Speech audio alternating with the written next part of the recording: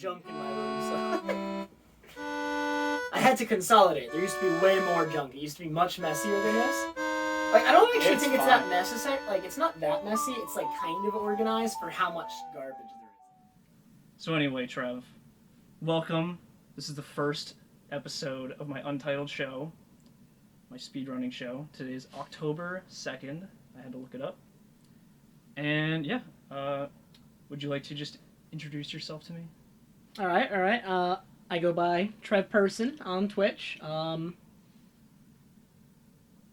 my god. You speedrun a couple games. Is that right? Yes. So I'm typically a speedrunner of Majora's Mask. I've done some Pokemon in the past as well. Big fan of both those series, Zelda and Pokemon.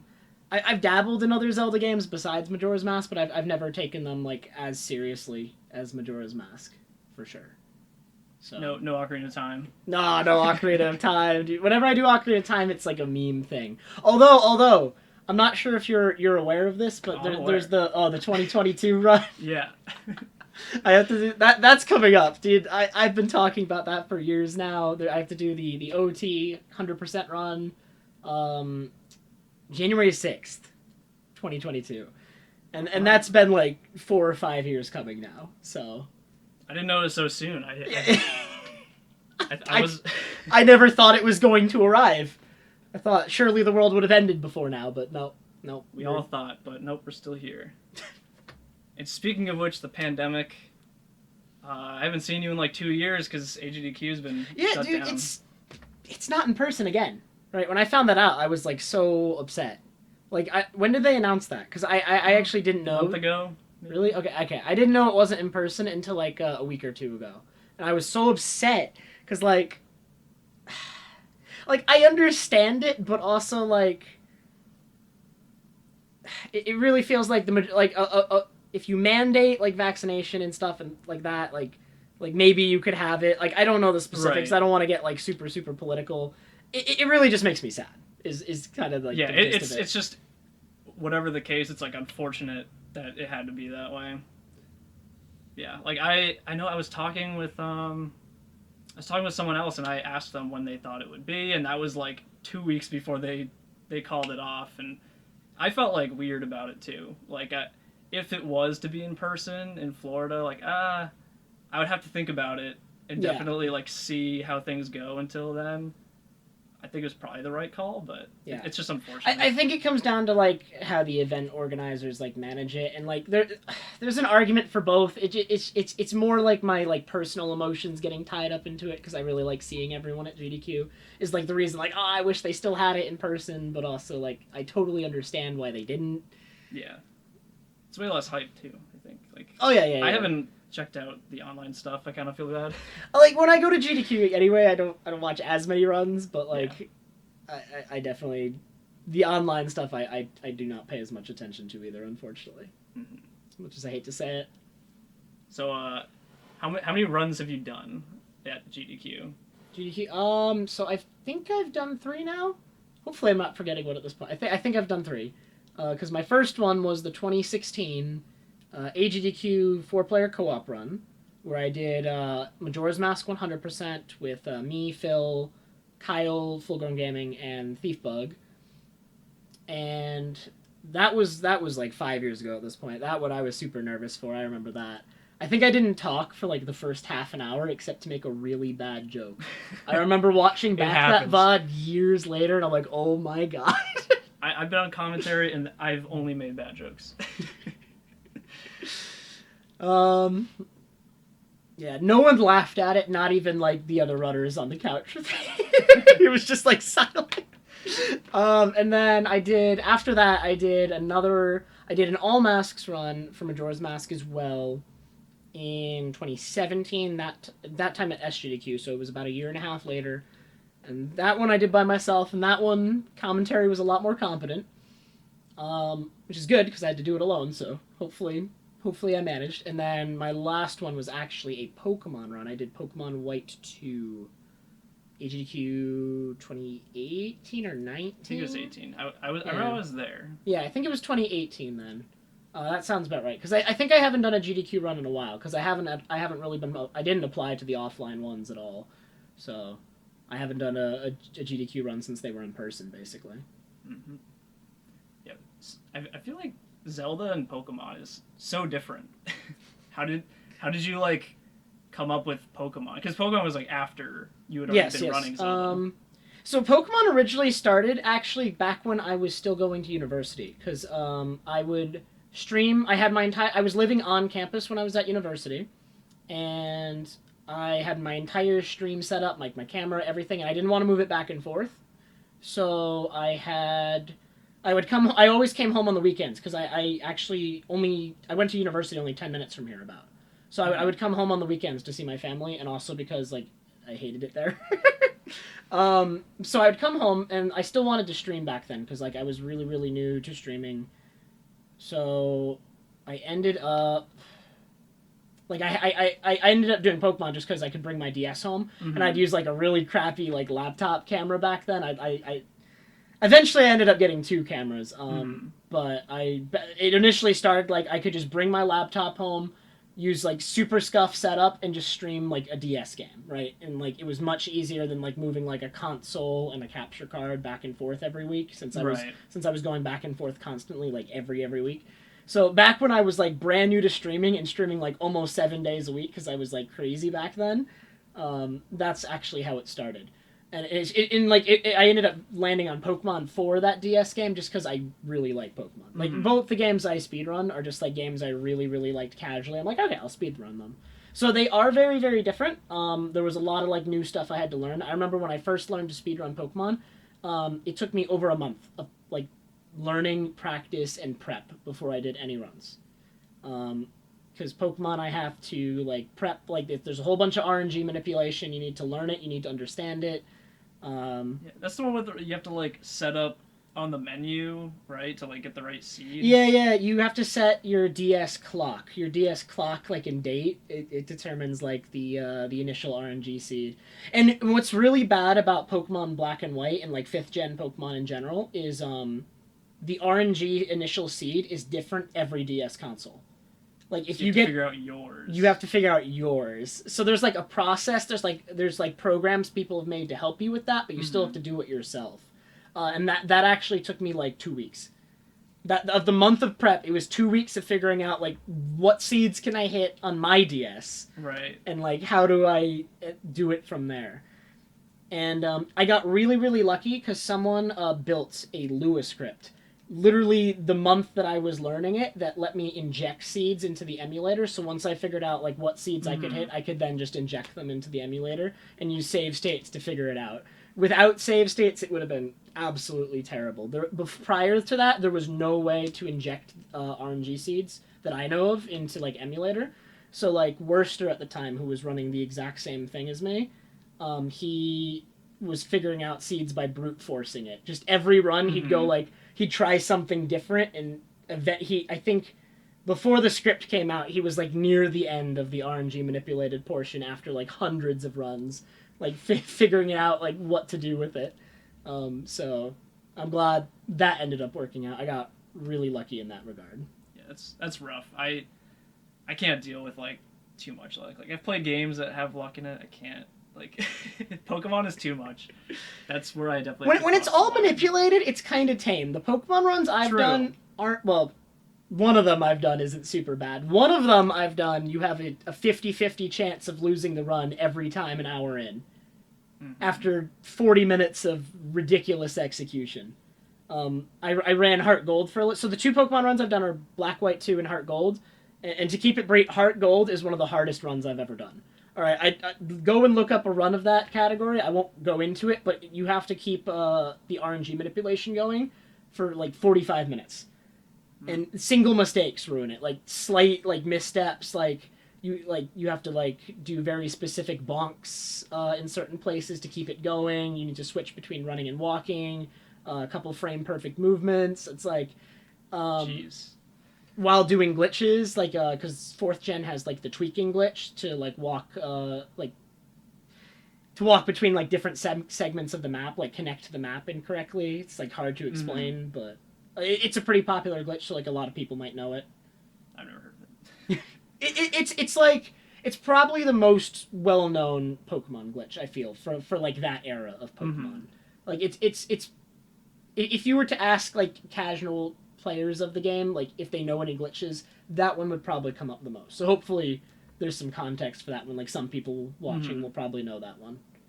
You actually reminded me that at AGDQ 2018, didn't you like somehow lose your seed and you spent like the whole rest of your time there like trying to get the right seed? So Black and White 2 is so bad. It's so bad. I didn't lose my seed. It still worked, but the problem is, for some reason, without getting super technical, because it is super technical, but even if you do everything correctly in Black and White 2 to manipulate your seed, it can still not work. Every single time you do everything correctly, there are still 5 potential seeds you can hit, even if you do everything correctly. And so when I first was learning the run, I went and looked for a seed where all 5 options they usually are not the same percentage chance to hit. So you just have to find one where the one you want of the 5 is the most common of the 5. And it can change. And I don't know what. And when I ask people in the Pokemon community, nobody knows. It's like, yeah, everyone's like, yeah, you know, if your seed was like an 80% and the other 4 options were like 5% each, like one day it can be like that, and then one day your seed could be like 20%. And that's what happened to me right before GDQ. So I spent the entire week looking for a new one that was like 70-80%. And I think at GDQ I ended up getting it like first and second try because I like choked it the first time. I'm like, oh my god, now I'm not gonna hit it like for 5 times in a row or something. But thankfully I choked it the first time, and the seed that I ended up finding at GDQ was good enough that I just got it again immediately.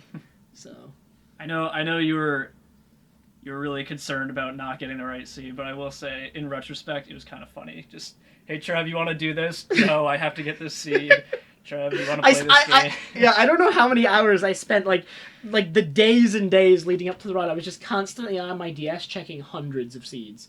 Like, that's how uncommon it is to get one that, like, does what you want. Mm-hmm. It's so stupid. It's so incredibly stupid. And that's, like, the only reason I haven't run that in a while, actually. Because if I go and run that again, I know my seed's not going to work. Like, yeah, it was working at the time, but it's been years. I'm like, oh, it's probably going to be, like, 10% now. Like, I mean, maybe I could get lucky. I'll have to, like, you don't know until you check it. And I wonder if anyone in the Pokemon community knows now, because it's been years. It was, like, mind-blowing to me that nobody knew why this happened. Because I think there are other runners who've, like, had to, like, stop doing runs for a little bit and come up with a new seed, because theirs just suddenly stops working. Mm-hmm. And it's the dumbest thing about running that game. I love that run, except for that. I really do. It's actually such a fun run. I have so many plushes at this point. I get sent them all the time from viewers. It's kind of become like a thing of mine. I have like 3 or 4 different Eevees at this point. Oh my goodness. That one was Sleeping a Christmas Eevee. gift. I have big sleeping Eevee. I have another big Eevee. I have this Eevee off camera. There's like 3 or 4 more Eevee. I think I have like 6 different Eevee plushes now. I have the mini Eevee over here. Like... And then, like, all the other Pokemon plushes, too. At this point, I have, like, 30 of them. Like, I think it started with one of the Eevee plushes. I just got it and put it in the background of my stream, like, 3-4 years ago. And it became, like, a thing. Like, people just started sending me Pokemon plushes. So, I swear, there's, like, 30 of them off camera, but, like, I didn't buy all of them. I don't have a problem. I don't. What would be your favorite Pokemon besides Eevee, or, like, any Eevee thing? Evolution. That's really hard because, like, it doesn't have to be your favorite. Just a good one. A lot of the ones I have, like, I'm a big Goomy fan. I think I have a lot of Goomy emotes on my stream. So Goomy's a really big one. Goomy's adorable. All right, look at this face. Look at it's. But yeah, I know Alta Biscuit likes Goomy. Alta Biscuit loves Goomy. I love his Goomy emote too. I have like a lot of Goomy emotes too. Like a lot of my emotes are like Eevee based, but the ones that aren't are like Goomy based. Big fan of Shuckle, big fan of Wooper over here. TGH is also a big Wooper fan. So. Wooper's cute. Yeah. I like him in Pokefloats. Oh, yeah. He's right next to Sudowoodo. God. I don't play Melee enough to know, but I think I do remember that. It's like pretty Yeah, distinct. you can like drop down off of his underneath his Are those ear antler- things. Yeah, are those like antlers? It's Whooper's based off of like a weird animal. Axolotls. That's what it's called. Yes. It's like it's definitely not ears. I don't know. They're like antenna things, or like. Yeah, I don't know if they're technically like antlers or antenna. I feel like I've heard them called. That might be totally wrong though. Like I could look very silly, but I feel like I've heard. We don't know what an antlers. axolotl has on the side of its head. not an expert. Yeah, See the Trev eyes. Oh yeah, he just has a gun. I don't know. Like the story is like that's something my dad had. That's amazing. I just found it on a shelf one day, and it's literally just a thing he's had. Apparently, it's older than me. I don't know. I don't know. He won't tell me the story, but it's kind of become like a semi-mascot of the stream.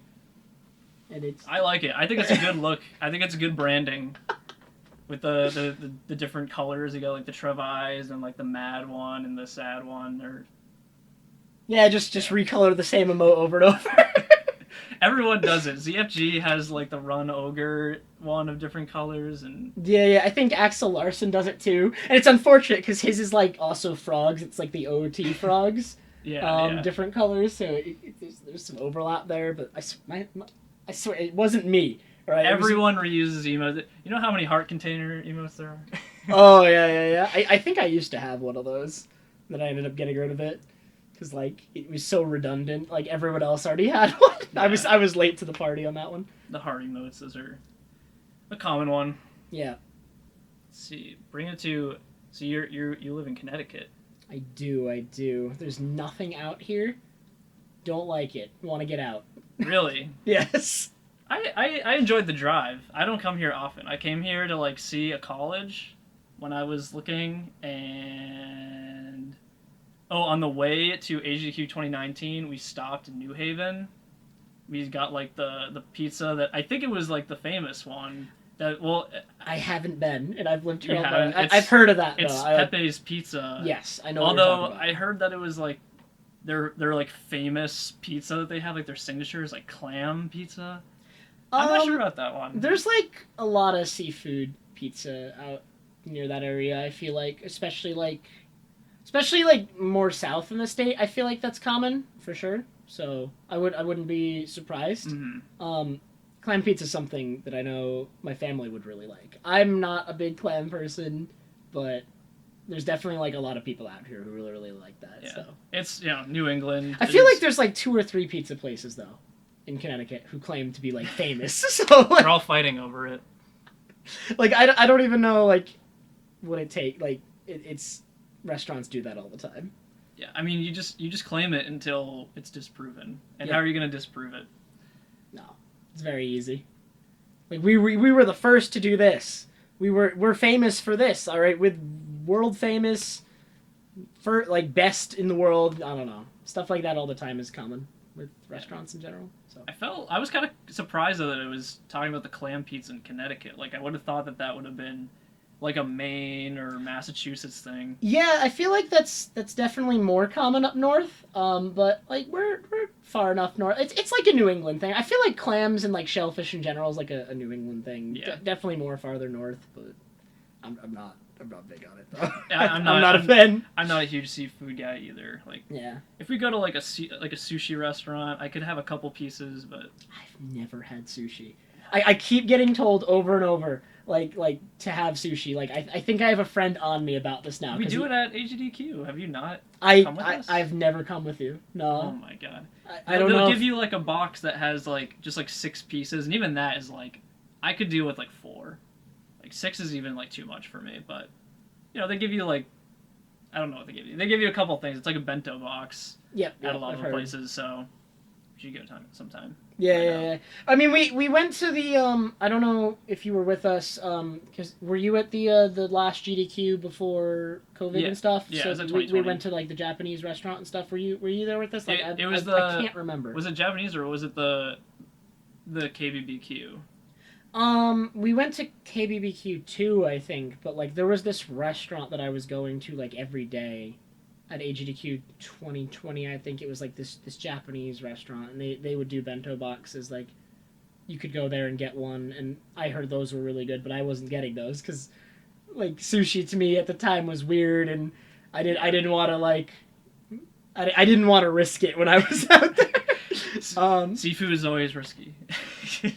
I know they do some without seafood, and when I eventually try it, I want to try it soon. I might try it without that at first, but I have to try sushi. Like, there's too many people on me about it. You should. I don't even care for seafood, but it's nice to have a couple pieces. Oh yeah, so actually on my drive here, I was maybe 10 minutes away, and I'm just using the GPS. I don't know my way around here, and I got to, like, there was a police that had blocked off the street because there's a 5K going on nearby. I wasn't even aware. Yeah, and so I was just driving along, and I was like, oh, there's some runners on the sidewalk, and then the police was right there, and so I had to just kind of drive around it. Yeah, I had to go. It was, I didn't get lost or anything, but I didn't expect that, and I was like, oh no.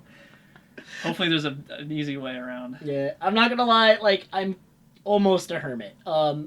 I know the very immediate area around me, but, like, if something's going on that's, like, you know, a little bit atypical or, like, whatever, like, I don't know what, like, I won't know about it. And, like, so I couldn't warn you about that. I absolutely had no idea that street was going to be shut down. And, I have no idea, like, anything that's going on around me, right? This is my space, right? I exist right here. I feel the same way most of the time. I travel on the weekends now. It's just like, just got to get out of the house. But I feel you, like, especially during the pandemic, and you don't really want to go out to, like, put on your mask when you're going in places. Is there a mandate in Connecticut? There's not, like, a universal mandate throughout the state, I think, but, like, certain businesses still will. And then certain businesses are just, like, kind of, like, honor system, like, wear a mask unless you're vaccinated, and then it's up to you if you're vaccinated. I always still carry my mask around with me, and I just use it because, like, I think it makes other people around me more comfortable. Yeah, I agree. Yeah, so I just use it, like, as a courtesy thing. Like, I'm vaccinated already. I didn't get vaccinated right away because I'm a hermit, and so I don't go out anyway, so... I wasn't in, like, a super rush, but... Yeah, I feel that. I also didn't have a car at the time, so I was like, how am I supposed to get there? Yeah, like, I use my car and go out so infrequently that sometimes the battery dies. I'm not gonna lie, I do let it die sometimes. I have to get, like, jumps all the time. Mm-hmm. Yeah, I just got a car recently, so I'm trying to get best use out of it, I guess. The car I have is actually my first car as well. I got it last year, and I've used it like 10-20 times. And I've had it for a year and a half. Hey, saving on gas. The gas price is going up. Oh yeah. Save on that. I think I filled the gas tank like twice in a year and a half. That's how infrequently I use it. So, enough beating around the bush. Please tell me your thoughts. Last week there was a Nintendo Direct where Nintendo showed off a couple games, a couple new games. I thought the Kirby one was cool. Do you think the Kirby one was cool? Yeah. I've wanted a 3D Kirby for a while, actually. Yeah. So that probably was... Yeah, I'd say that was probably the biggest announcement for me for that Direct.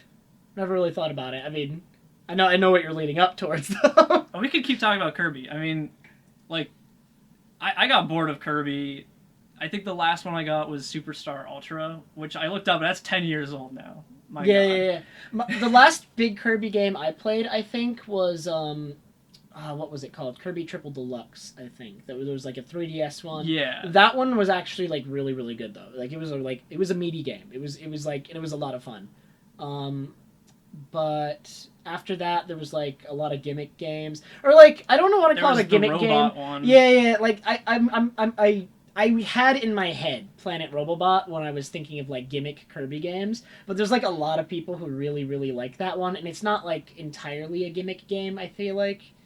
So I don't want to like that game has a lot of fans, so I don't want to like beat up on it. But and then there was like, what's the Switch one that's already out called? There was a 2D Switch one I think called Star Allies, and I didn't even bother. I didn't even look at it.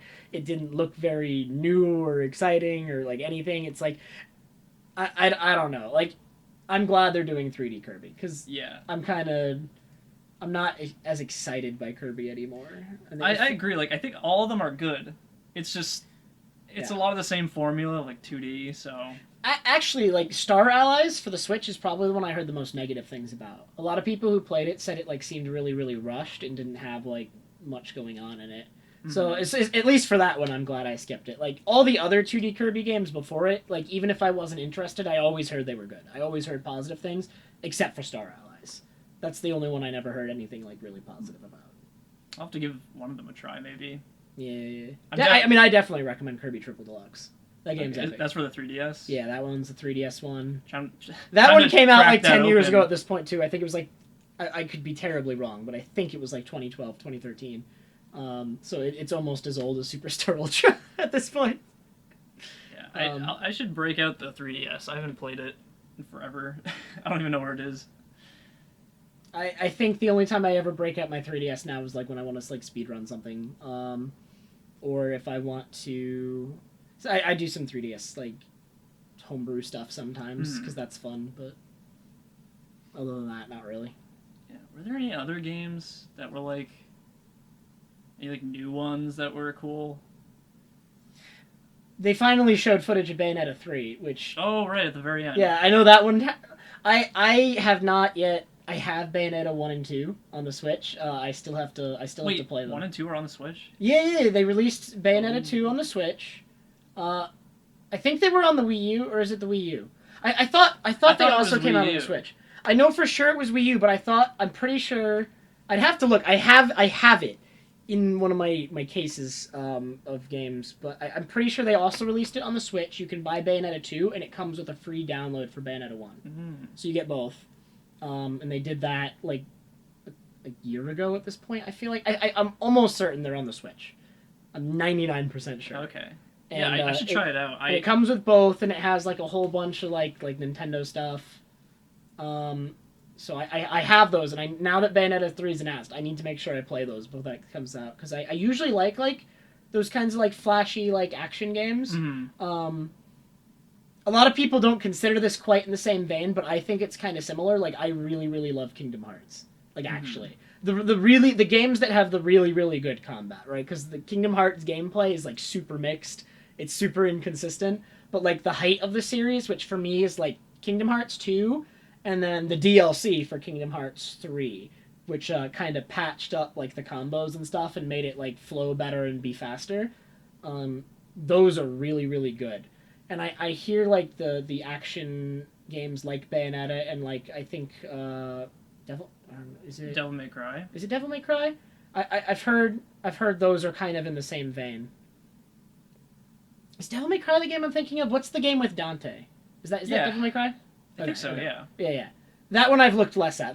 That's why I'm a little bit confused. Just you know, I haven't played any of these games, but I've seen them. Yeah. So I mean, just because I like the really fast like action based Kingdom Hearts games rather than like the floatier ones, like I think I'll like Bayonetta probably. I'll probably like it, so I need to try it. Yeah, I want to give it a try. Like I wasn't like losing my mind at seeing it, but I was like, oh, you know, I think I should give it a try, especially now you're saying it's on the Switch 1 and 2. Yeah. I'm almost positive. Almost. I'm gonna double check immediately after this interview because I'm gonna feel like an idiot if I'm wrong. I'm asserting it so strongly. Like I tried out Xenoblade when it came out on the Switch, and it was the first one. The HD. Yeah, the HD remaster. Yeah, I thought that it was pretty good. Like I don't think I like the combat style, but I'm glad that I tried it out.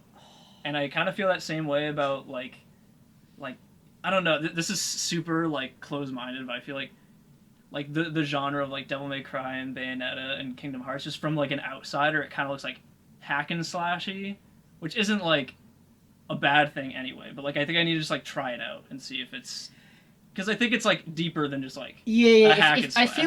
I feel like when those games are executed poorly, they can just turn into hack and slash. But like the really, really good ones, like Like Kingdom Hearts 2, if you play it on the really, really high difficulties, like people call like Kingdom Hearts like a press X and sometimes triangle to win game.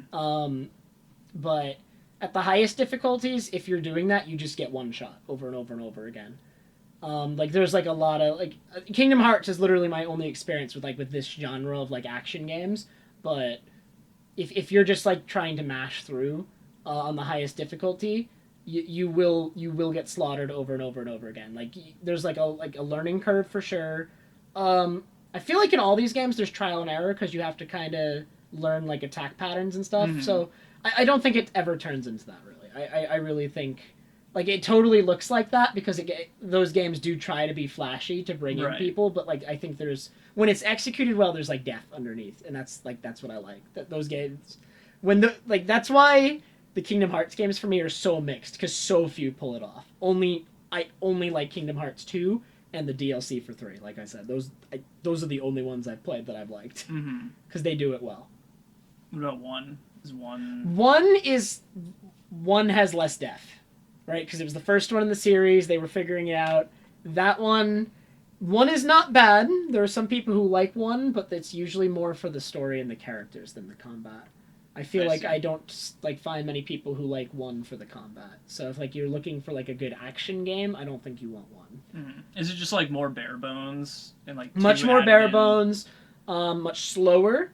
It's not floaty, but and it's not terrible either. But there's like less depth to it. I don't know. It's like slower. You have less options as the player, right? Like 2 and 3 give you like way more options on how to deal with enemies and whatnot. And that's kind of the thing, right? Like when it's really, really fast paced and it can be really difficult, but you have tons of options and like you're constantly trying to like react with the appropriate option in the moment. That's when those games are good. And 1 is just like block every once in a while and then hit them with your full combo and then block and there's like tons of completely BS fights in 1 too because they were going for like a lot of like spectacle in 1. For at least for what they could achieve with the PlayStation at the time, and a lot of the fights just aren't fun in 1. I feel like I didn't even play 1 on the hardest difficulty. I started 1 on the hardest difficulty and I wasn't having fun, right? And then I started 2 on the highest difficulty and I was dying more than I was in 1, but I was still having fun because when I died, it always felt like my fault. Right. And 1, a lot of the time, it never felt like my fault. It like I was like I don't. I was cussing. I was like, I was totally like swearing up a storm, right? That's typically not me, but like that, I got angry at that game, playing it at the highest difficulty. It was actually just not fun. So I don't recommend Kingdom Hearts 1 if you're looking for like good combat. Absolutely not. I don't have a PlayStation, so I haven't really gone into it. Is the first one, is that on GameCube? Also, or is it Kingdom Hearts? No, Kingdom Hearts. It's on PC now. I'm pretty sure they have it on Steam. Kingdom Hearts has almost always been PlayStation exclusive, but I think like 2019 or 2020, I forget which, they put the entire thing on Steam. I think for the first time. I think. Again, no. I am positive because I remember the Twitter discourse over this. There was like this whole thing with all the Kingdom Hearts speedrunners testing out the PC version. I'm sure of it. I remember this. I remember watching some of those streams. So, okay, I am positive. It is on Steam now. Or at least on PC. I'm pretty sure they'd do Steam, though. Unless it was like an Epic exclusive or something. I don't know. I know that's like a thing all the time, so... I guess it's on Steam unless it's an Epic exclusive. But I know for sure some marketplace or another you can get it on PC now, and that's like a new thing. I don't know if they use that for speedruns now. I don't know if the PC version's faster. I'd imagine. A lot of the time it ends up being, unless it's like a bad, like a rushed port. Although it's Square Enix, they are terrible at PC ports. I don't know if you've ever played any of the Final Fantasy ports. They are awful. I know I looked at like Final Fantasy VII being ported on PC, like it's been on like the Steam page, and I'm like, it just looks like it's a 1-to-1 like move. Like I don't know. A lot of the time, I would have just got it on Switch if it's not going to be like. Yeah. The Switch version I think had a lot of issues too. They're, like, Square Enix is really, really bad at porting their old games. Like, tons of, like, audio issues, like, stuff not emulating correctly. Actually, like, I would recommend getting the PC version, not because it's better, but because the modding community has fixed it. Okay. So like if you're gonna get like something that Square Yeah, Enix has that's true. ported, you almost always get it on PC because even if the port job is terrible, the community has probably fixed it at this point. Yeah. Yeah, I kind of forgot about that. I always Yeah. forget how fans just immediately go in and they fix things. Yeah, you shouldn't have to like rely on fans to fix it though. That's annoying. Like the Final Fantasy ports have been out for years and they're all terrible. I haven't heard positive things about any of them, and I've played a couple of them like for the earlier NES and SNES ones, and they're all so bad. They redid like a lot of the sprites for the older ones, and they all look terrible. And then they use like the 3D version of Final Fantasy IV, I think, on Steam. I don't like that one. I don't know. Have you played Mario 3D All Stars? The Switch thing. Yeah, like yes. the anniversary. I got it because I think it was my only way to play Sunshine and Galaxy for a while. I think the Galaxy port is great. The Galaxy port is good. I guess that one's fine. I think they've cleaned up the Sunshine one. When the Sunshine one came out, I think there was no way to like invert camera controls or like aiming controls. Yeah, and no GameCube controller support at the time. Oh my god. That's the biggest. So like the Switch supported GameCube controllers, but that game didn't? I thought the Switch has supported GameCube controllers. You could, but it just didn't have like there's no analog in it. Like you couldn't map that, so you would still have to like I don't know, use the Z button for like the small spray or something. That's really bad. Wait a minute. Yeah. But they fixed it. You can now do analog on it. I still haven't played the Switch version of it. I did play 64 and the Galaxy. Yeah, I ended up getting that collection, but to me it feels super gross. I didn't want to, but it was my only way to get some of those games, and I wanted to. I think I ended up getting it because I was going to do a race at the time. I was doing a Galaxy race, and I was like scrambling to get like a working copy of Galaxy. I'm like, okay, I have to get it. Mm-hmm. So. Yeah, I think that was like the last straw. You know, like I've been getting some mixed vibes from like Nintendo's like like them throwing out all these like HD remakes and these like Wii U just like porting it to Switch, and then after 3D All Stars I was like if they put out a Zelda collection which they didn't this? Nah, I'm not. But if they're doing that, like I really don't want to get Ocarina of Time for like this 10th time. Nah. Like, unfortunately, if they do that, though, and it has Majora's Mask on it, I'm almost going to feel obligated to get it. And it's going to feel gross if they do that. Like, if they do that and put me in that position, I'm going to be upset. You gotta be strong, Trev. Strong. But, like, I'm a Majora's Mask streamer. There's almost, like, it's so hard to, like, just say, no, I'm not going to get it. Because, like, everyone's going to want to know my opinion on it. Like, it could even end up being faster, which would be really dumb. And then... Oh, my God. And then, like, they actually did it again right after, and that's where I drew the line. I really like Fire Emblem, and right after the Super Mario Collection, they did a limited release of Fire Emblem. Like, literally just, like, they did an English translation of, like, the original Fire Emblem, so it had a brand new translation that they did specifically for the Switch release, I'm pretty sure. And I wanted it. I definitely wanted it, and I did not get it. I think they stopped selling it in March or something. You can't get it anymore, and they haven't done a limited release since then. I hope they never do it again, because it sucks. It's lame. But if they do that for a Zelda collection, I'm going to be in, like, a terrible position. Yeah. I at this moment in time, I have no idea what I'll do if they do that. I don't think they will, because they missed this is the anniversary of Zelda, so people were, like, speculating this year. Yeah. So I think we've missed it. They've done like nothing for the anniversary of Zelda, by the way. They've done literally nothing. You got Skyward Sword. Oh yeah, we got Skyward Sword HD. I mean, but no collection, no merchandise, no nothing. They're not doing anything other than that. Like they released a game. Hopefully they just dropped it there. They're like, okay, Mario, everyone's mad. let's just not. I mean, you could like it's a moneymaker though. You could get back in some people's good graces with like a good Zelda anniversary where you don't do what you did with Mario, but you could just do nothing instead. That's fine. It's fine. You know what I think? don't need anything. You can make things accessible to more people. That's great. I already have it. I don't care if this little kid can't have access to Majora's Mask, but they can because because I like I that got segue. you. I like it. Yeah, because Nintendo Direct, they're putting out Nintendo 64 onto their online, Switch Online. It's not Yeah, eShop, right? dude, you have to pay a premium for extra. it. By the way, yes, they're calling it the expansion NSO pack. expansion. It's cute. I love it. No, but yeah, there is gonna be Majora's Mask on that. It's not coming out right away. Like the service actually comes out this month, right? In October at some point. I don't know if they gave an exact date. They just said October. Mm-hmm. OT is gonna be out first. And MM is not coming out when the service first comes out. They said MM is coming out later. They showed like a clip of like a 2-second clip of Majora's Mask's intro with Skull Kid in Lost Woods.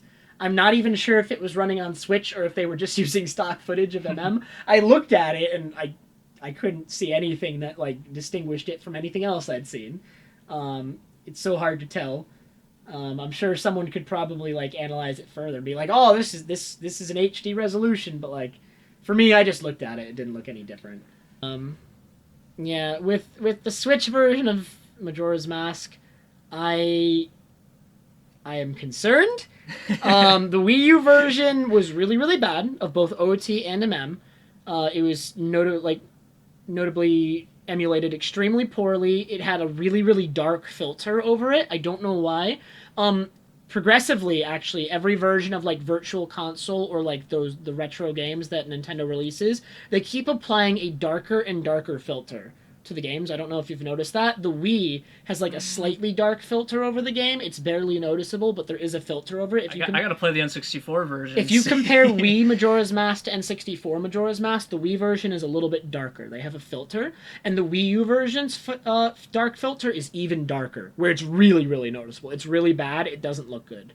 So if they keep that filter, then I'm not excited because it looks bad. The Wii's version is fine because it's barely there.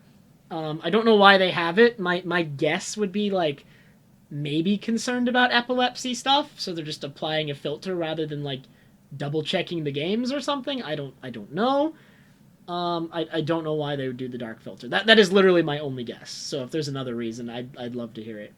But the Wii U version is also notorious because I do not have a single controller at all. Like this classic controller, if I hold up on it, it doesn't walk straight. My GameCube controller, I tested like 3 GameCube controllers. None of them walk straight because they extended the range of possible analog inputs in Wii U. It's more than the base game. So none of my controllers can walk straight. They all start curving. If you hold straight up in the notch, these are all notched controllers. None of them can walk straight. It's insane. So the Wii U version, no one wants to play on it because you can't do any setups on it. You can't do any of the glitches because they all require precise setups, and without notches, you can't do them. So even though, in theory, the Wii U version of Majora's Mask is fastest for some categories, no one does it. And that's like my concern for Switch. If the Switch version is anything like Wii U, which is the most recent example we have to go off of, no one's going to want to play it in the speedrun community. And so I'm concerned because when Wii U was discovered to be fastest, there was...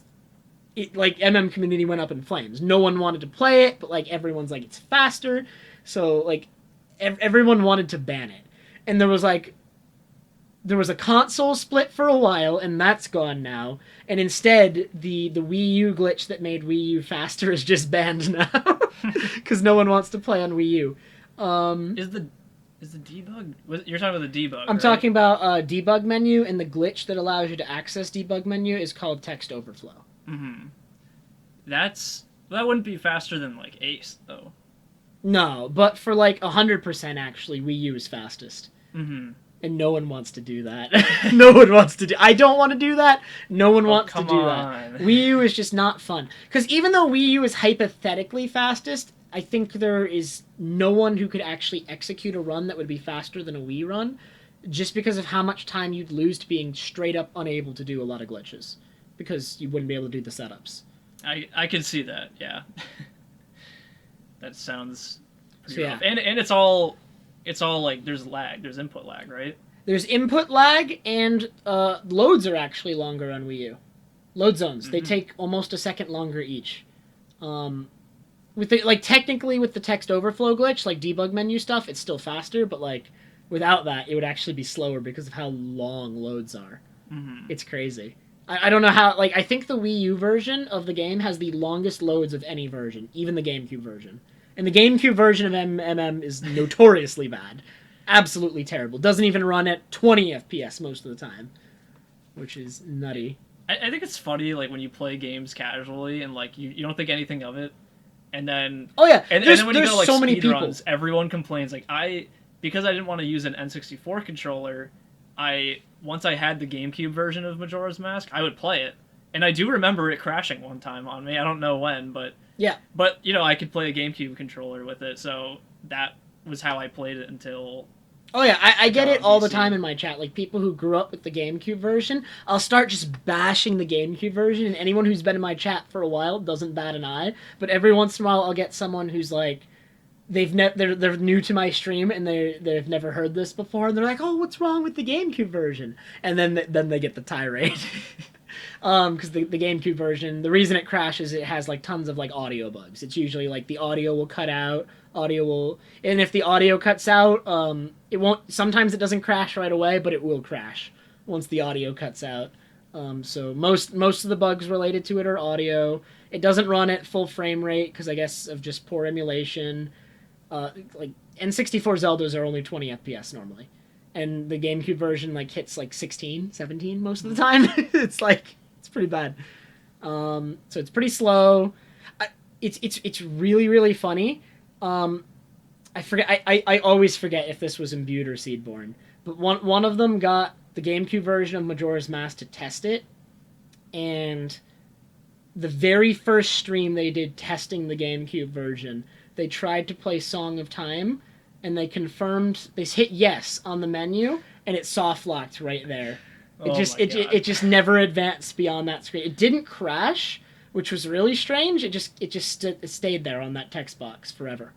And did it save like when you reset after hitting yes? I don't know. Because when you hit yes, that saves, right? It usually saves, so it's very possible that it saved and that it wasn't actually that bad. It was just really funny. That'd really suck. Like if you were yeah, trying to play since casually. It wasn't a full crash, it might be fine because when the game full crashes, if you saved recently, it could actually revert to the save before that one. I don't know why. It's like a save corruption thing. Like if you're like worried about like something crashing in Majora's Mask, if you save twice in a row, you'll be safe. But if you save once and then immediately crash, your save is gone.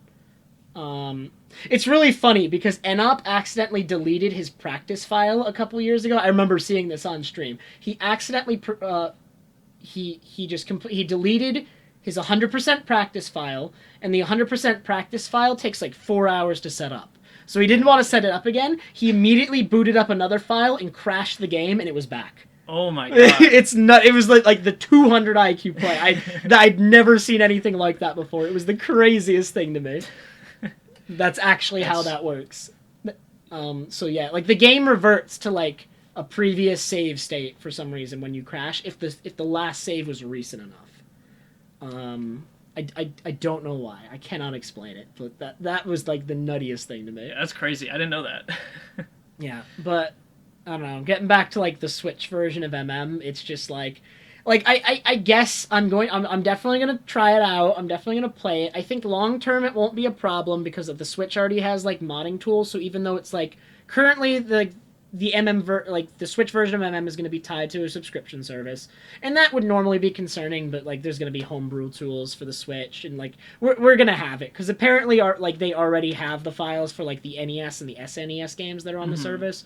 So like I'm not really concerned about that. We will have the Switch version like not tied to the service eventually, so people will be able to speedrun it even when the service is gone if it ends up being the fastest version.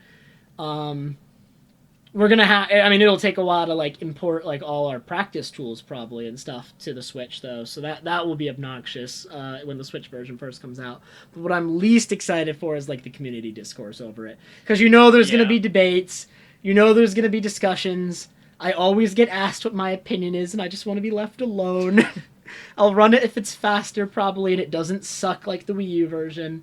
If it does suck like the Wii U version, I probably won't touch it, and neither will anyone else. So it's really that simple. Like, probably my approach to it is I'm just gonna, like, when OOT comes out on the Switch, I'm just gonna be looking to that as probably like the model for what the MM will be like, because MM will probably be just like it. At least when like the Wii versions of OOT and MM, there's like a lot of similarities between them, and then the same thing with Wii U. Like OOT has like a lot of the exact same problems that the Wii U version of MM has. Mm-hmm. Like I don't think I can walk straight in OOT on the Wii U either. Yeah, so like you're not really worried about it being. You kind of answered it. You're not really worried about like it being a subscription-based thing, and like people will be able to access it anyway. Yeah, like when the Surface is gone, we will still have access to MM on the Switch. Mm-hmm. Like we will probably within days or maybe even hours of it coming out, there will already be a way to just add it to your Switch. Not that I'm condoning piracy or anything. No. Never. But please get. I would never do that. But like long term, like if it does end up being the fastest version, we don't want people to be like locked out of it, right? Of course. So when it's no longer available, all right, definitely go to your eBay and find a Switch that already has it loaded or something. I don't know. But no, we'll have access to it. We'll have access to it for sure. That I don't think that's actually ever going to be a concern. I don't think for most people that's a concern. I am just only concerned about like the community aspect of it, like how people in like a large community like a 3D Zelda community are going to handle this thing coming out that could potentially like upend everything. Like people already hate the Wii U version, and I know there's a lot of people who are just assuming the Wii U versions, like the Switch version, will just be like the Wii U version. So, but we have OT coming out first, so thankfully, all right, OT is gonna go up in flames first, and maybe MM can be spared. What about the other Switch games coming, or like the other N64 games coming out? Like, I was surprised by Banjo. Dude, yeah, I actually can't believe they got Banjo. Banjo has been like I believe Banjo's like released on Xbox. Like I thought Xbox and Microsoft just had that, so I actually am hyped for Banjo. I'm still a little bit mad about the service being premium price, but yeah, you know, at least they got something kind of new on it, because I don't think they've released Banjo on a Nintendo console since the N64. So nope, that's kind of cool. They had the GBA and they had the N64. Yeah, but the GBA was like a sequel game, right? It was like a complete. It was Grunty's Revenge. Oh man, you could turn into a candle. Yo, it's huge. Does it do what it's even do? I don't really remember anything about it. I remember watching some Banjo runner playing it. It's probably like a 2D game. Yeah, it's like top down, but you can still like transform into things, and you still got like the flutter to like go over gaps. But it looks very strange because they like, I think they tried to put like 3D-ish models on it, and it's like top down. It's a very strange looking GBA game.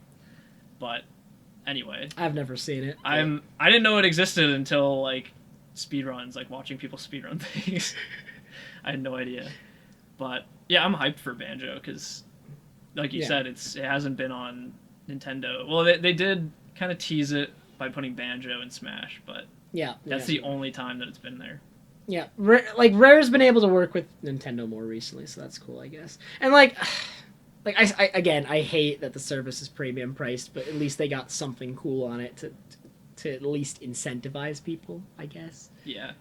I don't know. I played Tetris. That was the only thing I used my NSO for, so I don't have it. Yeah, I think I just renewed my NSO subscription, but I don't think I've used it in the last year. I think the last time I did anything with NSO was when I was playing Mario Kart on the stream with people over a year ago. So I literally just paid for it and did nothing with it all year. Like, I do nothing with it. It's Nintendo Online is bad. It's so bad. I don't know why they just can't figure it out. Nope. The online in like every game is terrible, super laggy. It doesn't even need to be as good as like Xbox and PS3 or PS5. But like I had an Xbox 360 and the online on that was probably miles better than the Switch. Not shocked at all. I don't know why they can't figure it out. Nope. And it's like the common defense of the online is like, oh, it's only $20 per year, and I think the other services are like $60 per year. But it's like this service isn't worth $20 per year. Yeah, it wasn't. I would pay I'd feel better about paying $20 per year if it was worth $20 per year. But it's so bad, it's not even worth $20 per year. Like, I'd rather pay $60 per year for something that works rather than $20 per year that just doesn't work. As a streamer, like, you might need it. I might need it. I don't want to have to deal with it if I do end up needing it. Like, Mario Party's coming out this month, I think. This month? I think that's this month, and I'm probably going to be playing it with people. I'm actually very hyped for that one. So I really hope the online doesn't suck for that, okay? Because that would be so sad. That would be so sad. Like, if you're getting, like games in that are long, and if you're getting disconnects and it's, like, forcing you to start games over and stuff, that will kill it. But they have online for Super Mario Party already, so I guess that I need to check how that works for that. I've heard it's actually not that bad since they added in the now you can actually play like full games with people, and I've heard the people that tried it out, it's not terrible, and I can understand that because like it's not like Smash where you're trying to like it's not be like frame like make it frame perfect on things. It's a little bit looser. You still don't want it to be super laggy. And if you disconnect like in a really, really long game of Mario Party, like can you get back in? Can it like if all 4 players have like a save on it, can you like reload it? Do you know? I don't know. I have Super Mario Party, but I haven't tried the online. Okay, because if you're playing like a 50-turn game, and like if you're able to suspend an online game and have a save on all 4 people's consoles and then just load back in like another day or something, that would actually be really cool. Yeah, that'd be kind of sick. Yeah, or even just be able to like join an ongoing game so that if you do get kicked out, then you can get back in. Yeah. Exactly. Like that would be really sad for me if there's like problems with that. Yeah. But yeah, I'm actually like super hyped for that. So I mean, I guess I will be using Switch Online this month when that comes out. 'Cause pretty sure that's this month. Man, I didn't know that, but I love Mario Party 2 and 3, so yes. I'm really hyped that like. Yo, I hope they do DLC. I hope they add more of the maps from 2 and 3. They honestly should like how there's like Ultimate Smash and they have like all the characters. I'm like they should just. This is exactly what everyone wanted. Just put in like the best mini games, or at least I mean some of them are still gonna suck. But put in a lot of good mini games. The boards, they're probably fine. Like I just want like. I'd love to have even more boards. Yeah. If they did DLC and they added more of the boards and more of the mini games from those games over time, like I would eat all that up. Yeah, I totally would. Yeah. Like I'd love like a really like big Mario Party game with just like tons of options, like tons of maps. Like you can do whatever you want. It's never the same. Yeah. I feel like no Mario Party game ever has like enough maps, so that'd be kind of cool. Yeah, especially the last one. Oh, dude, the Super Mario Party maps are so bad. They're so bad. Some of them aren't even fun, and there's like only 4 of them. I think there's only 4. Oh, there's 3, but maybe 4. I think there's 4. But it's like there's like one with like the islands that I don't even like. Islands. Yeah, I don't like that one. And then there's like the one that's a straight line. Yeah, there's like the mountain one. Yeah. There's the jungle one, and then the bomb factory. So yeah, you're right. There's 4. Yeah, I think of the 4 there are, I only like 2 of them. Whereas with most Mario Party games, there's like 5 or 6 maps, and I usually like 4 or 5 of them. So Super Mario Party is lacking, in my opinion. I didn't like that. I didn't even buy that one. I tried it at a friend's, and then I'm like, nope, not buying this. Don't like it. Yeah, I think some of the mini games were kind of cool, like the one where you flip the meat cube. The mini games are the best part of that game. Yeah, absolutely. Even then, some of them are like 5 seconds long, and it's over. Yes. And you're kind of lost. Like, why did I even play this? But I think in general, the mini games were pretty good. The mini games were strong in Super Mario Party, but the boards and the board mechanics I did not like.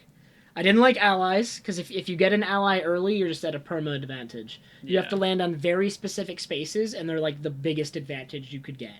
They're so huge, and they last forever. Yeah, and like buying the golden pipe. It's only 10 coins.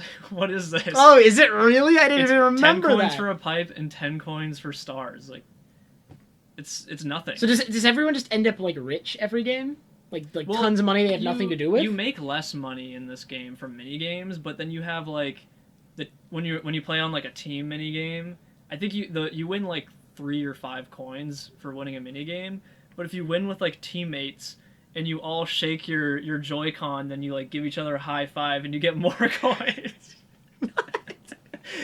That's pretty epic, actually. Yeah, Very good mechanic. So you do become rich just by like, I don't know, it's ridiculous. Yeah. So, and like on the island one, you just go around in circles and just keep getting the golden pipes. Yeah. Uh, Not yeah. So I'm excited that they're like, from what I've seen, they didn't change like any of the mechanics of the Mario Party boards really. I saw they did like adjust a couple of the boards. There's like, they removed like a space here and there, but it's like almost nothing. So like they're basically the same from what I've seen. Yeah. Hopefully it's close enough that it feels like you're playing like, you know, like Mario Party 2. I play that all the time, and like I hope that the mini games and the boards are at least like comparable. Yeah, and like I was trying to get N64 net play working, and it sucks. It's so bad. Oh no! Don't tell me that.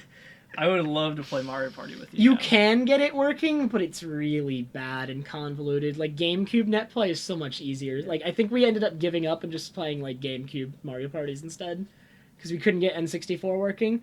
I'm sure there's like some way to get it working, something we were doing wrong, but it's so convoluted and bad because N64 emulators are bad. I know Punkation plays, I think 3 online. Like he'll stream it sometimes. Yeah. So he's got it figured out. Yeah. There's like a Discord for it that has like guides, and I followed the guides and I still couldn't get it working. So like whatever he did, I'd love to know. Because we can't do it. We just play the GameCube ones, which the GameCube ones are good too, but I like the N64 ones more. 2 and 3 are like, I grew up with 2, and then I had a cousin with 3, so like 2 and 3 are like the most nostalgic for me. I love 3, but I haven't been able to play it too much because like N64 controllers are bad. And we played it at GDQ. I'm not sure if you played with us, but me and Fig were teamed together, and then Tanner got mad and because we were too good. Sounds like a Tanner thing. We were too dang good, and he just shut off the console. Really? What? Wow. Yeah, but yeah, like I'm really sad that they never put like VC, Mario Party 3 VC on there. Yeah, I think on the Wii they only have 2. They only have 2. Yep. But yeah, so in that, give me quick rough tier list of Mario Party games. Tier list of Mario Party games. Oh, but it's so hard to choose even the first one because I mean it's either 2 or 3. 2 and 3 are 1 and 2, but in what order? All right. You know, you have to be very specific. You know, no. You know what? I'm gonna do, because I grew up with 2. All right, I'm gonna have a little bit bias. I'm gonna do 2, then I'm gonna do 3. I don't like 4. I actually really do not like 4. What? I do not like 4. I would do probably after that. I would do, and I've actually never played 1. I've never played. Me neither. But isn't 2 just like a better version of 1? I've heard 2 is a better version of 1. It has like a lot of the same mini games as 1, but cleaned up plus just extra stuff. So I'm not gonna do 1. So for me, it would be 2, 3, 5, 6, 7, 4, and then like 8 and onward, just bottom tier. Haven't played some of them, don't like them.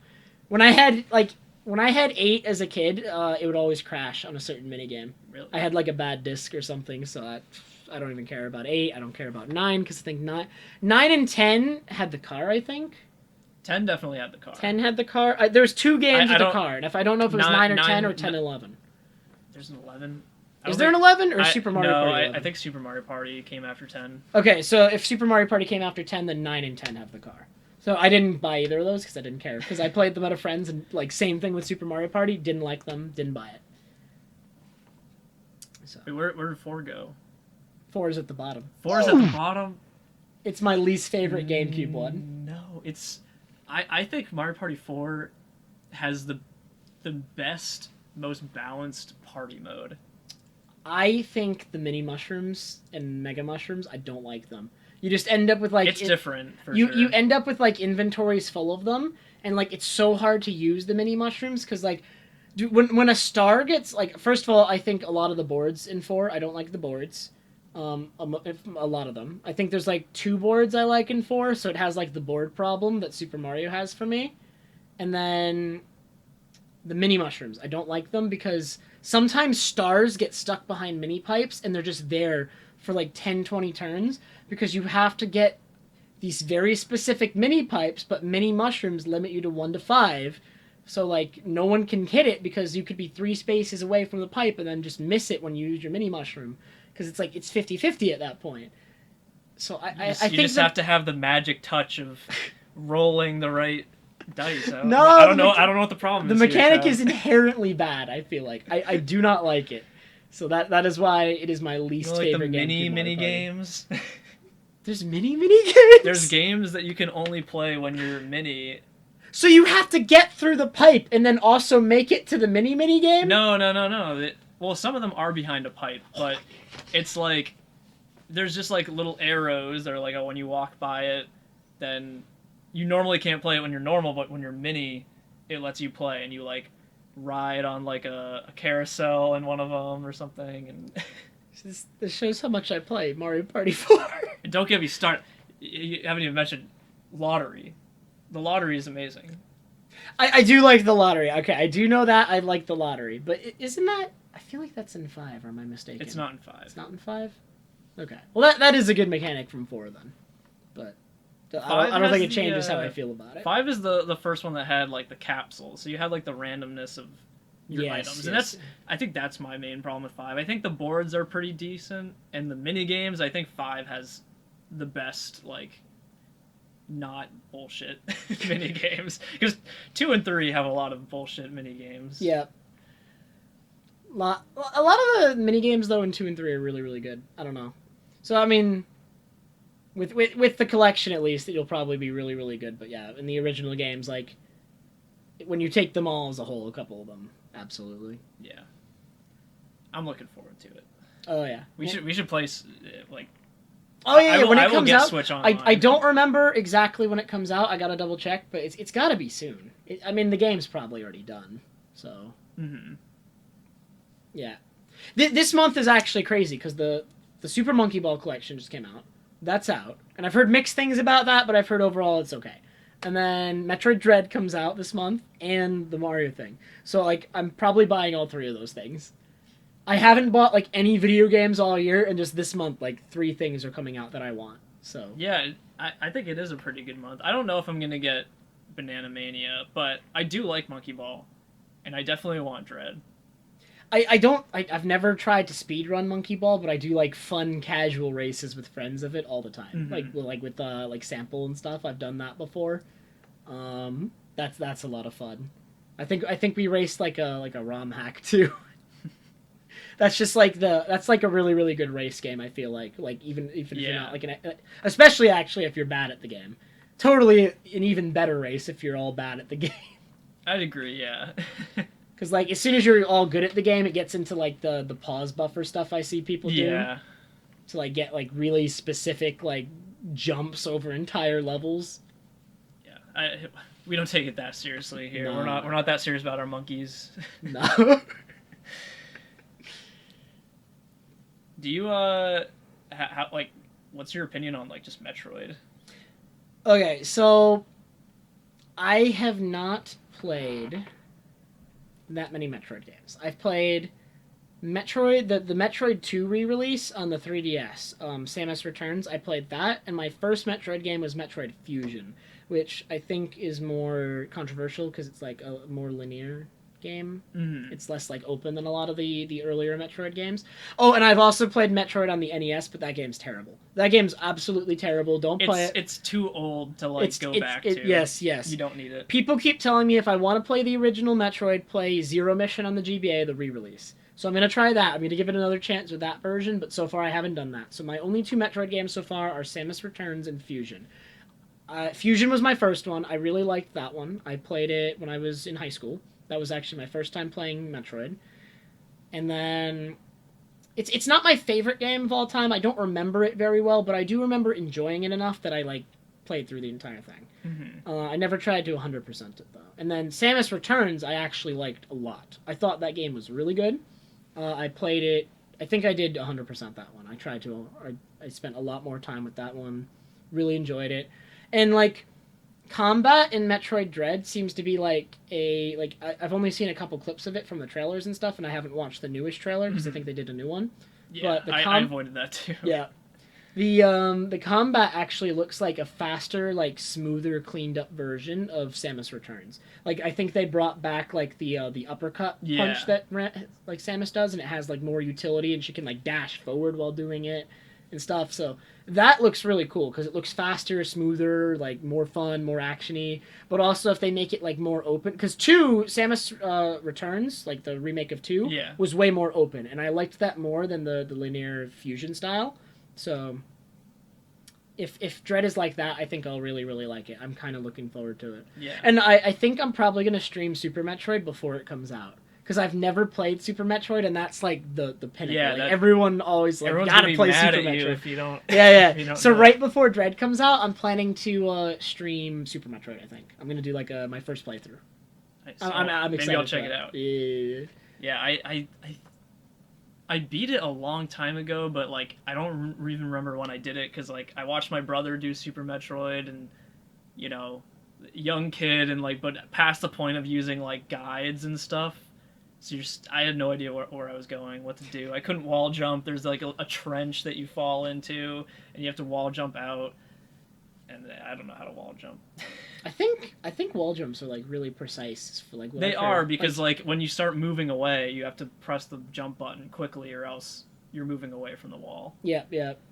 So I always heard that like even for casual players, like even though that's an intended mechanic, it's like actually really precise. Yeah. It's they like, make it look easy in the speedruns. Yeah. Dude, the people who speedrun that game are nuts. Yeah. Wait, I'm looking forward to it. I'm not as big into the 2D ones. Like I've played Super Metroid, I played Samus Returns. I've tried out Fusion on like a phone emulator. And I've played all 3 primes. And I've played the greatest one ever, Other M. Everyone loves that game. Oh my god. I think it's fine to play once through, and then the second time, just way too many cutscenes, way too much hand-holding. Are they not skippable? Nope. Oh my god. Yeah, I'll never play that game again.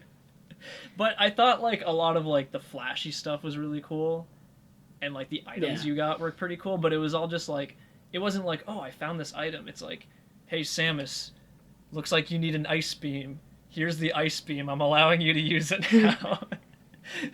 I heard that same complaint from like everyone. Yeah.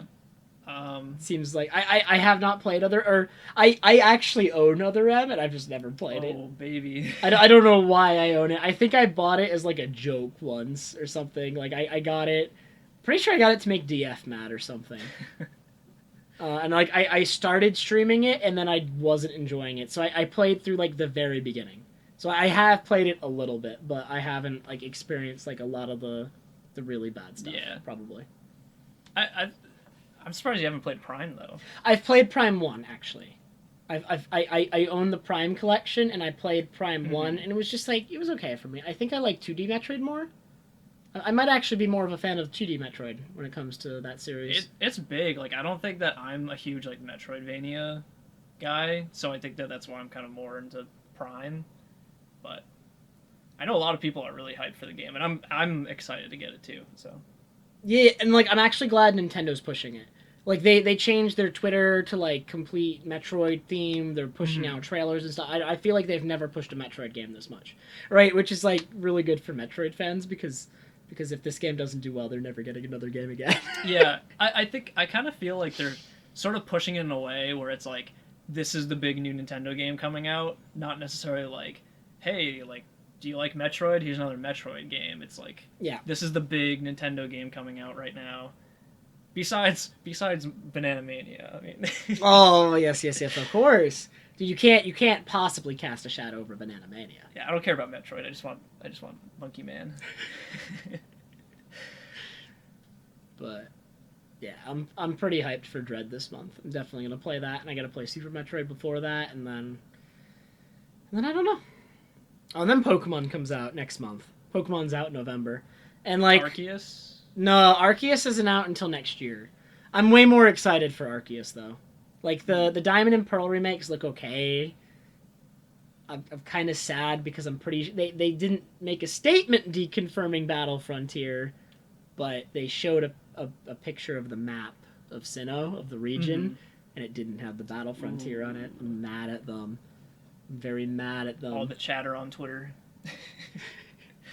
Dude, no one on Twitter cares. Apparently only I care. When I complained about it on stream, someone's like, well, I mean, nobody plays the Battle Frontier because it's too hard. But I'm like, but I play the Battle Frontier. I like it. It's one of my favorite parts of the game. So, I don't know. I'm kind of upset about that. Like, it looks like they're, like, too faithful to Diamond and Pearl. They're not doing anything new. They're literally playing it as safe as possible, which... whatever. So... I'll get it, I'll enjoy it, but I when I go back to play 4th gen after that, I'll probably just play the DS originals. You're not mad about the art style? I feel like that's the biggest thing I've heard. I don't really care. I think it's kind of cute, but it doesn't bother. I don't love it, and I don't hate it. To me, it's like completely inoffensive, doesn't really affect the game at all. Yeah, I kind of forget what exactly it looks like, but... It's like super chibi. They're like... Yeah, that's what I had heard, and I did see it once. Is it kind of... They're like really short close with to like big heads. Link's Awakening? It's very close to... Like, Link's Awakening is probably one of the best comparisons you could make. I liked it. I thought that it was a neat take on it. I think Link's Awakening looks better, though. So slightly worse looking Link's Awakening. Okay. Which, I think if it looked as good as Link's Awakening, fewer people would be upset. I do think Link's Awakening looks better. Slightly. But also because a lot of the stuff happening around the character models looks better in Link's Awakening, like the environments look better, I feel like, in Link's Awakening. Especially like the water effects and stuff. Like a lot of the effects and stuff in Link's Awakening are way better. I don't think Pokemon's gonna do anything like that. Absolutely not. Not the way that series is going. Although if Arceus is good, God, I'm gonna be excited, because for me, I don't think there's been any like really, really good Pokemon game since like 2010 or whenever Black and White came out. I think it was 2010. Black and White was definitely the last one that I thoroughly like loved playing. Yeah. I have X, and it wasn't bad, but There's just, I like, lost my interest. There's nothing to do after beating the game. There's no post game. Yeah. Like all the 2D games generally have like post game, except for like Red and Blue. Just the first ones. They don't have a post game, but like other than that, all the other ones have post game, like actually like good post game. And then X and Y has nothing. Sun and Moon has 2-3 hours of something, and then they at least tried. And then Sword and Shield has nothing. Sword and Shield has nothing. Sword and Shield is like so freaking bad. I don't want to go into that because it's controversial, because it's new. I'm hoping in a couple years it won't be controversial anymore to say Sword and Shield is bad, because it won't be the most recent Pokemon game. But God, I hate those games. Or I don't hate them, but like I hate how lazy I think they are. Mm-hmm. I can't really say much about it. I haven't played it. I'm passionate about it, but whenever I talk about it, people get upset. So I'm gonna My restrain friend hasn't myself finished it. It's his first Pokemon, and he didn't like it. Oh, I'm so sorry. He's gonna hate the series forever now because it's his first game, Sword and Shield. Yeah. He had a 2DS, and then he was like, wait, no, not Sword and Shield. Wait, is it? What did Sword and Shield come out on? That Sword and Shield is Switch, and then Oh no, what's the Sun and Moon? Sun and Moon? He didn't like that one. Sun and Moon are also controversial, but I don't hate them as much as Sword and Shield. I actually kind of like Sun and Moon. I don't love them, I just kind of like them. They're okay. Doesn't Sword and Shield have like, you can't take off XP share? Yes. You cannot... Come on. Like, they changed EXP share in X and Y so that it affects all your Pokemon. You can't equip it to just one. And in X and Y, the game was balanced extremely poorly. If it's on, you just steamroll everything. And if it's off, the game's actually pretty good. Mm-hmm. And then you could turn it on and off, though, in both that game and in Sun and Moon. And then in Sword and Shield, they just take away that option. Like, I never advocate for taking away sounds options. Like forced easy mode or something. Yeah, you're like, well, Sword and Shield is finally at least better balanced for it. The game will still, at least, I mean, no Pokemon game is hard. There's literally no Pokemon game that's actually like a challenge. Sure. But at least you don't steamroll like an X and Y if it's on. Or Sun and Moon. But X and Y and Sun and Moon, with it on, you steamroll. And with it off, the game actually feels balanced. And in Sword and Shield, they took away the ability to turn it off, but at least the game is somewhat balanced finally for it. Mm-hmm. it's still easy, but it's not like a steamroll, I guess. You don't just like, you can't just like no-brain it. Kind of. Not really. It's not as bad as X and Y and Sun and Moon, I guess. But yeah, taking away options from the player in like any game is super bad. Like that's always like one of my biggest pet peeves. Like leave things as options as often as possible. Yeah. Like every gym for 8 generations of Pokemon now is like, just need to know it's monotype. Like there's like strategies in Pokemon. Like what if a Pokemon gym was like a Trick Room theme, right? There's a move called Trick Room where all the slower Pokemon go first. Mm-hmm. You go in inverse order. And so what if there was a gym leader that used that, right? And that was their strategy instead of like monotype. Like I don't know. I'm so bored of monotype. Like Pokemon single player games are so monotonous, so redundant, so lazy, and I'm not gonna like go into this tirade. I'm already doing it. He's getting heated. No, we gotta drop the Pokemon topic. I care about Pokemon though, because I speedrun it. tell. Like I totally care about Pokemon. Like Zelda, Pokemon are like 2 of my favorite series. So like, I'm mostly a Zelda speedrunner, but like I care a lot about Pokemon games, and Pokemon is suck lately. It just sucks. It's an unfortunate path it's going down. Yeah, you've heard of the Sonic cycle, right? It's like people get like hyped for the new game, and then there's like some denial, and then everyone's like, "Oh, Sonic was never good," and then they get hyped for the next game, and it just goes on forever. You want it to be good. I feel like there's like a Pokemon cycle. Like I'm experiencing it. I'm totally a victim of it. Because like when Sword and Shield came out, I got super hyped on Twitter. I'm like, oh my god, the wild area looks really good. 3 camera in a Pokemon game a decade after other series have been doing it. Great. I'm glad they've done this basic thing. And then it sucked, and the wild area was boring and empty and had nothing in it, and it looked like a PS2 game. And 64 trees. Yeah.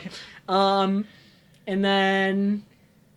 So now I'm getting excited again for Legends Arceus, because it looks like they're reinventing Pokemon. It looks like they're trying. And if it disappoints me again, I'm going to be sad. I really want it to be good. I really do. Yeah, I have hopes for it. I think I'm kind of like out of Pokemon at this point, to the point where like, do I really want to get myself back into it? So I think I'll see what other people If the say. game is good, then that would be the time. But yeah, like I could totally understand like waiting and seeing what other people think first. Yeah.